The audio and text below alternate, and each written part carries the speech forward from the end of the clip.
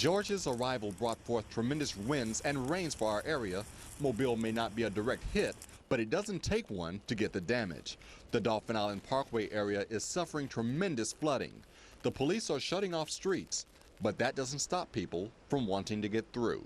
My friends are down here stuck in their houses. I was just going to see if I could get to them, see if I could get them out, because, I can go through a pretty good amount of water in this car. Some people, in their desperation to get to their homes or the homes of their friends, took the high road. Since they couldn't drive through, they decided to hike it. I live down by Dog River Bridge, and they said it's coming up down there pretty good, about 12 foot higher than usual. So.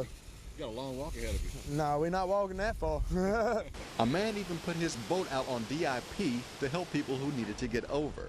Even emergency crews had trouble with the rising water.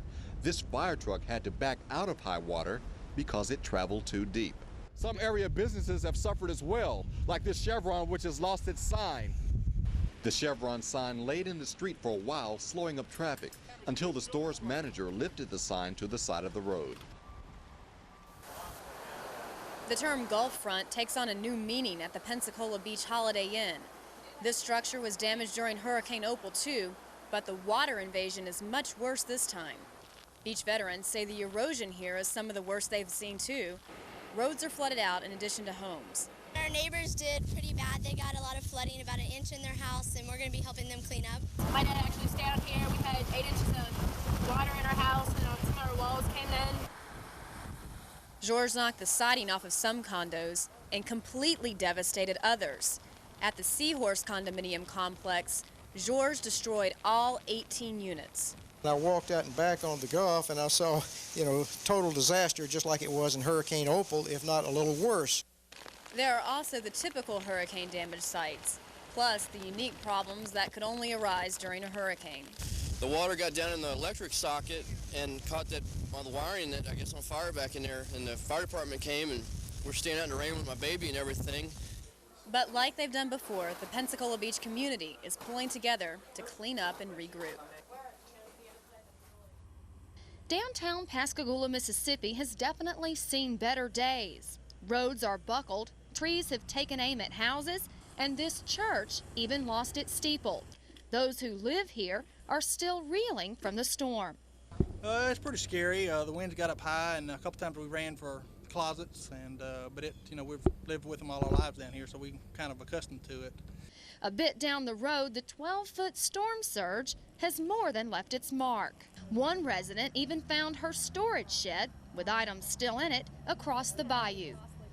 So this shed was all the way across this bayou in those apartments or those condos over there? Yes, and we had it tied down with big rope. I guess the water just pulled it out. Nearby tennis courts became a dumping ground for boats from the neighboring marina. But the most devastating sights came from the Orange Grove community, where streets have turned into rivers.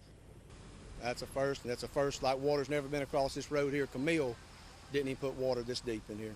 Early in the day, volunteer firemen were busy evacuating residents near Franklin Creek. But by afternoon, water kept coming and evacuations turned into rescues. The National Guard was called in to rescue a bedridden patient and his family as water approached their house. And then there were the alligators to deal with. Hundreds from a nearby alligator farm were forced out of their homes by the rising waters too. All in all, residents of these hard-hit communities seem to be taking it all as best they can. It's not the first time they've been through a hurricane, and chances are it's probably not going to be the last. This is what's left of a critical link northward from Florida to Alabama. Only a few have dared to pass, but most are being turned away as the water continues to rise. We're pretty paralyzed. I mean, we don't have any way to get any outside, equipment in without we go with a four-wheel drive or a dump truck or, like that. And eventually, if it gets any higher, the only way will be with a dump truck or a backhoe. The water is rising so rapidly that the initial fear is that someone will be caught up in the flow. This water is moving at a very rapid pace and can be dangerous for anybody who gets in it. A home in the background is being flooded out. Those people inside have left.